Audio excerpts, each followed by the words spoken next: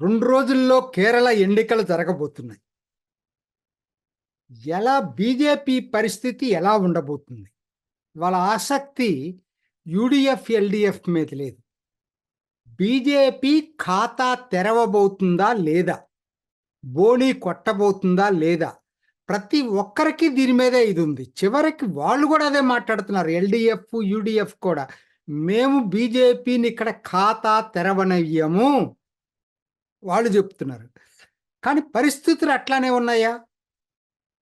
ఇది ప్రతి ఒక్కరికి అసలు ఏంటి పరిస్థితి? కేరళలో బీజేపీకి ఎప్పుడు గుండు సున్నానైనా అనేటువంటిది. ఒకటి మాత్రం నిజం, సీట్ల సంగతి పక్కన పెడితే ఈసారి గణనీయంగా ఎన్డీఏకి ఓట్లు పడబోతున్నాయి.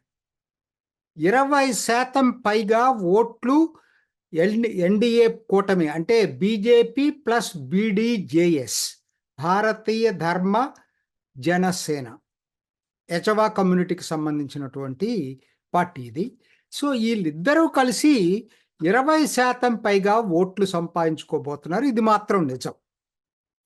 గెలవటం అనే సంగతి తర్వాత పక్కన పెడితే దక్షిణ కేరళ, మధ్య కేరళలో ఖచ్చితంగా ముక్కోన పోటీ ఉండబోతుంది. ఖచ్చితంగా దాంట్లో ఎటువంటి సందేహం ఉండాల్సినటువంటి పని లేదు. సో కాబట్టి ఇప్పుడు మనం సీట్లు ఏం గెలుస్తారు, అసలు గెలిచే అవకాశం ఉందా? Let us be frank. నాకున్నటువంటి ఒపీనియన్ ఏంటంటే, ఇవాళ ఇంకా బీజేపీ క్రిటికల్ మాస్ స్థాయికి ఆల్మోస్ట్ రీచ్ అవుతుంది. కాకపోతే పార్టీ అభ్యర్థిగానే గెలవటం అనేది ఇంకా కష్టం అవుతుందనేది నాకు అనిపిస్తుంది. దానికి అభ్యర్థి ఎవరైతే పోటీ చేస్తున్నారో తన స్టేచర్ కూడా జోడైతే గెలవటానికి అవకాశం ఉంది. ఆ కోణంలో చూసినప్పుడు నాకు ఖచ్చితంగా గెలిచే అవకాశాలు ఉన్నటువంటి రెండే కనపడుతున్నాయి. ఒకటి త్రివేంద్రం, 2 త్రిశూర్.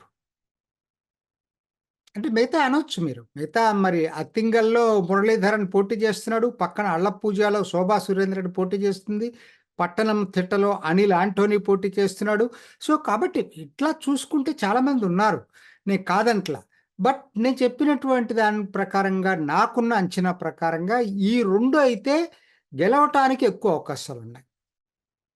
తిరువనంతపురం ఎందుకంటే ఇప్పటికి 3 సార్లు శశి థరూర్ గెలిచాడు అక్కడ.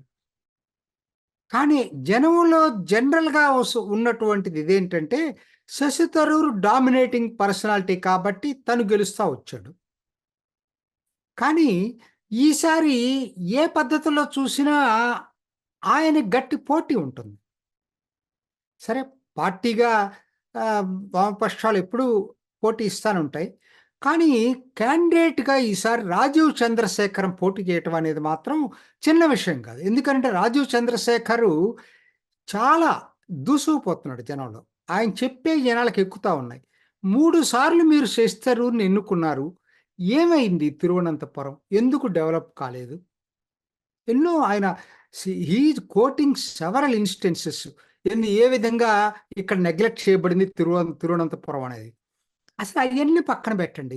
సముద్రం కోసుకుపోతుందక్కడ.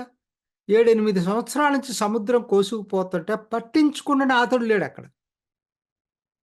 ఇవాళ ఈయన చెప్పటమే కాదు, 4, 5 రోజుల్లో అంచనా చేసుకొని కేంద్ర ప్రభుత్వ అధికారులను తెప్పించాడు అక్కడికి.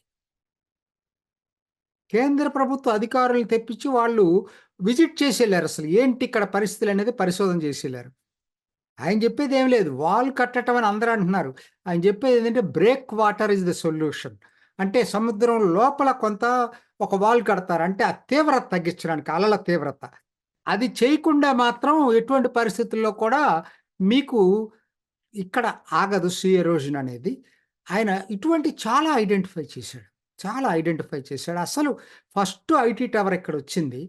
కానీ దాన్ని చివరికి ఎవరు పట్టించుకోబట్టి దాన్ని అసలు స్టార్టప్ ఫస్ట్‌లో ఇక్కడ స్టార్ట్ అయినటువంటి ఈ రోజుకి దానికి గతి ఇది లేదు. ఎంతోమంది హ్యూమన్ రిసోర్సెస్‌లో ఇతర దేశాల్లో, ఇతర రాష్ట్రాల్లో మలయాళీలు బ్రహ్మాండమైనటువంటి పాత్ర పోషిస్తున్నారు. ఇక్కడ ఆదరణ లేదు. ఏ ప్రభుత్వం అయినా అది వామపక్ష ప్రభుత్వం అయినా యూడిఎఫ్ ప్రభుత్వం అయినా రెండు దొందేని ఒకే నాణ్యానికి రెండు బొమ్మ బొరుసు అని చెప్తున్నాడు ఆయన. ఈసారి క్లిక్ అవుతా ఉంది. ఆయన చెప్పింది జనంలోకి ఎక్కుతా ఉంది. చెప్తున్నాడు కేరళ మోడల్ అట్టర్ ఫెయిల్యూర్ అయిందని చెప్పాడు. నిజమే మరి. చివరికి సుప్రీంకోర్టుకి వెళ్ళింది కేరళ ప్రభుత్వం. ఏమైంది చివరికి? ఏమీ కాల దాంతోటి. చివరికి ఎందుకనంటే వాళ్ళకి తెలుసు కదా, నువ్వు ఫైనాన్షియల్ డిసిప్లిన్ మెయింటైన్ చేయకుండా నేను అప్పులు చేస్తాను, నాకు పర్మిషన్ ఇవ్వమంటే సుప్రీంకోర్టుకి ఏం సంబంధం? వాళ్ళు ఎందుకు ఇస్తారు? That is the guide lines given by central government. దానికి ఒక కమిషన్ వేసి వాళ్ళు చెప్పినటువంటి తీర్పు కదా అది. సో కాబట్టి ఇలా చెప్పుకుంటూ పోతే ఇవాళ చాలా ఉన్నాయి. సో మేధోపరంగా శశి థరూర్ని మొట్టమొదటిసారి ఎదుర్కోవటం అనేది ఇవాళ జరిగింది రాజీవ్ చంద్రశేఖర్ అభ్యర్థిత్వంతో. దాంతోపాటు చూసుకున్నప్పుడు కూడా ఆల్మోస్ట్ మీకు 3 అర్బన్ నియోజకవర్గాలు ఉన్నాయండి అక్కడ. వాటిల్లో 4 ఉన్నాయి. కజకోటం, తిరువనంతపురం, నేమం అండ్ వట్టియూరకం. వీటిల్లో బీజేపీ బాగానే ఉంది. ఒక 3 గ్రామీణ నియోజకవర్గాలు ఉన్నాయి. కోవలం, నజెత్తింకర, పరస్సల. అస్సలు అభివృద్ధి లేదండి అక్కడ. మీరు ఆశ్చర్యపోతారు. ఈ రోజు కూడా జలజీవన్ మిషన్ మోడీ పెట్టిన తర్వాతనే 4 లక్షల పైపుడు వాటర్ కనెక్షన్ ఇచ్చారు. ఇంకా 2.7 లక్షల మందికి ఇళ్ళకి పైపు వాటర్ లేదు. తిరువనంతపురం పక్కన ఎక్కడో మీరు చెప్తున్నారు అభివృద్ధి చెందుతుంది అన్న చోటే లేదు. రాజీవ్ చంద్రశేఖర్ ఇవన్నీ కూడా హైలైట్ చేసుకుంటా వస్తూ ఉన్నాడు. సో కాబట్టి ఇవాళ ఎందుకంటే ఆయన టెక్నోక్రాటు, ఇంటెల్లో పనిచేశాడు, డిజైనర్, సీనియర్ డిజైనర్, సిపియు ప్రాసెసర్గా, పెంటిఎం ప్రాసెసర్గా చాలా చేశాడు. ఆయనకున్న నాలెడ్జి ఇవాళ అందుకని ఖచ్చితంగా శశి థరూర్ని ధీటైన అభ్యర్థి. ఇంతకుముందు లోకల్ అభ్యర్థులను పెట్టారు బీజేపీ. ఈసారి రాజీవ్ చంద్రశేఖర్ని తీసుకురావటం అనేది ప్లస్ పాయింట్ అయింది అక్కడ. ఒక్క రాజీవ్ చంద్రశేఖర్ కాదు, బీజేపీ క్యాంపెయిన్కి అది అఫెన్సివ్లో బీజేపీ క్యాంపెయిన్ ఇవాళ ఆత్మలక్ష్యంలో పడేసింది ఎల్డిఎఫ్ యూడిఎఫ్ని ఆ విధంగా. సో తిరువనంతపురంలో ఆల్మోస్ట్ ఇవాళ గెలిచేటువంటి అవకాశాలు బాగా కనపడతా ఉన్నాయి. ఇక త్రిశూర్ చూసుకునేటట్టయితే త్రిశూర్ మీకు తెలుసు, అది కల్చరల్ క్యాపిటల్ ఆఫ్ కేరళ. మనం కూడా చెప్పుకుంటాం కల్చరల్ క్యాపిటల్స్ అని మన తెలుగు రాష్ట్రాలు. అక్కడ కూడా Thrissur is the cultural capital. So ఇక్కడ ఏమైపోయిందంటే ఇక్కడ సురేష్ గోపి బీజేపీ తరఫున పోటీ చేస్తున్నాడు. ఈయన బయట నుంచి వచ్చిన మేధావి కాదు, సినిమా యాక్టర్. అవార్డ్స్ ఎన్నో తీసుకున్నటువంటి సురేష్ గోపి సినిమా యాక్టర్. కానీ ఆయన పట్టు వదలకుండా ప్రయత్నం చేస్తున్నాడు. దాదాపు ఇది 4వ ఎన్నిక అనుకుంటా. 2019లో 28% వచ్చింది ఆయనకి. 2021 అసెంబ్లీలో కూడా త్రిశూర్ అసెంబ్లీకి పోటీ చేస్తే ఎంత ముగ్గురికి కూడా వేలల్లో తేడా వచ్చింది. 4,000 ఓట్లతోట పోయింది. 31% ఈయనకి, 33% కాంగ్రెస్ అభ్యర్థికి. ఎవరు? పద్మజ వేణుగోపాల్ ఇప్పుడు బీజేపీలో చేరింది కదా, ఆవిడ అప్పుడు కాంగ్రెస్ అభ్యర్థి. అక్కడ త్రిశూర్ గెలిచింది సిపిఐ తరఫున 34% తోటి ఆయన గెలిచాడు. సో కాబట్టి పెద్ద తేడా లేదు ముగ్గురికి కూడా. సో ఇది ఈసారి అది ప్రభావం చూపిస్తుంది. ఈసారి సురేష్ గోపి గెలుస్తాడనేది జనంలో పెద్ద టాక్ వచ్చింది.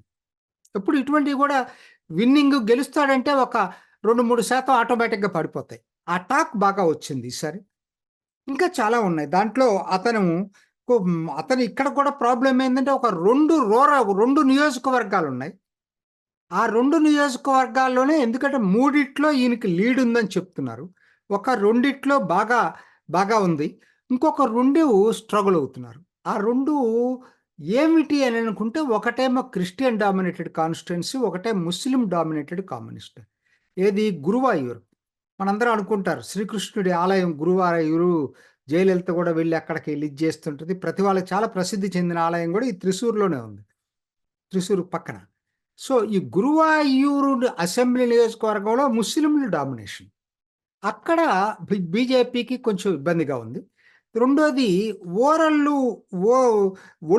ఒల్లూరు చోట బాగానే ఉంది. కొంచెం వాళ్ళు క్రిస్టియన్ ఇటీవల కాలంలో క్రిస్టియన్ ఓటింగ్ ట్రెండ్ కేరళలో మారింది. ఒకనాడు వ్యతిరేకత ఉండేది బీజేపీకి, వాళ్ళ వ్యతిరేకత లేకపోగా ఒక సెక్షన్ మద్దతు ఇస్తా ఉంది. బీజేపీకి. సో, కాబట్టి సురేష్ గోపి ఏ పద్ధతుల్లో చూసుకున్నా కూడా ముఖ్యంగా ఇంకొక మాట చెప్పాలి మీకు.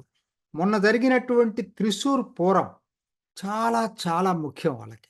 ఎందుకనంటే చాలా ఎలిఫెంట్స్ తోటి అందరూ జూసుంటారు. వరుసగా ఎలిఫెంట్స్ ఒక 10, 11 ఉంటాయి. డిఫరెంట్ ఆలయాల్లో నుంచి తీసుకొస్తారక్కడికి ఆ ఎలిఫెంట్స్‌ని. ఇది ఇవాళ కాదట. వందల సంవత్సరాలు జరుగుతుందది. ఆ ఉత్సవం. వందల సంవత్సరాలు మర్చిపోవద్దు. ఎల్‌డీఎఫ్ ప్రభుత్వం మొన్న పోలీసులు అతిగా ప్రవర్తించి వాళ్ళ ఫంక్షన్‌ని సరిగ్గా జరగనివ్వలేదు. మధ్యలో అవరోధాలు కల్పించారు. చాలా చాలా కోపంగా ఉంది త్రిశూర్ ప్రజలకు దీని మీద.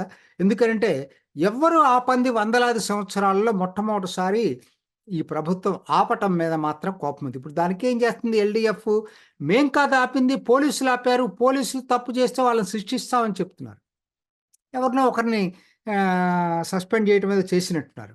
సో, కాబట్టేంటి దాని లోపం పోలీసుల మీద నెట్టి తప్పుకోవాలని చూస్తున్నారు. కానీ జనంలో అట్లేదు. జనంలో మాత్రం ఈసారి ఎట్లైనా సరే ఆ కోపం గూడా ఇక్కడ పనిచేస్తా ఉంది. సో, కాబట్టి ఇద్దరు గెలిచే అవకాశాలు నాకైతే కనపడుతున్నాయి. ఇద్దరు గనక గెలవటం అంటూ జరిగేటట్టయితే కేరళ రాజకీయాలు వడివడిగా మారిపోతాయి. మామూలుగా కాదు. 2026 అసెంబ్లీకి 3 ఫ్రంట్‌ల మధ్య సీరియస్‌గా కాంటెస్ట్ జరుగుతుంది. ఎందుకంటే అది ఇప్పటికే దాదాపు 20% బలం ఉంది. పోయినసారి కూడా 15% వచ్చింది. కానీ అది క్రిటికల్ మాస్ రీచ్ అయ్యి రానివ్వకుండా చేస్తున్నారు. ఏంటి సిపిఎమ్ము, కాంగ్రెస్సు లోపాయికారు ఒప్పందంతోటి బీజేపీ గెలిచే అవకాశం ఉంటే ఒకరికొకరు ఓట్ ట్రాన్స్‌ఫర్ చేస్తున్నారు. ఇప్పుడు జరగదని అనుకుంటున్నారు. కారణాలు ఏదైనా కావచ్చు. ఈసారి జరగదని అనుకుంటున్నారు. సో, కాబట్టి ఎందుకంటే వాళ్ళిద్దరి మధ్య కూడా రైవల్రీ చాలా తీవ్రంగానే ఉంది ఇప్పుడు. సో, కాబట్టి ఈసారి 2 పార్లమెంట్ సీట్లు గెలిస్తే మాత్రం 2026 అసెంబ్లీ ఎన్నికలకు మాత్రం బీజేపీ పెద్ద సీరియస్ కంటెండర్‌గా కేరళ అసెంబ్లీలోకి అడుగుపెట్టింది. చూసారు కదండి. మరి ఈ వీడియో కనుక మీకు నచ్చినట్లయితే ఒక లైక్ కొట్టేసి మీ అభిప్రాయాన్ని కూడా కామెంట్ బాక్స్‌లో తెలియజేస్తూ ఇలాంటి ఇంట్రెస్టింగ్ అప్డేట్స్ కోసం మా ఛానల్‌ని సబ్స్క్రైబ్ చేసుకోండి.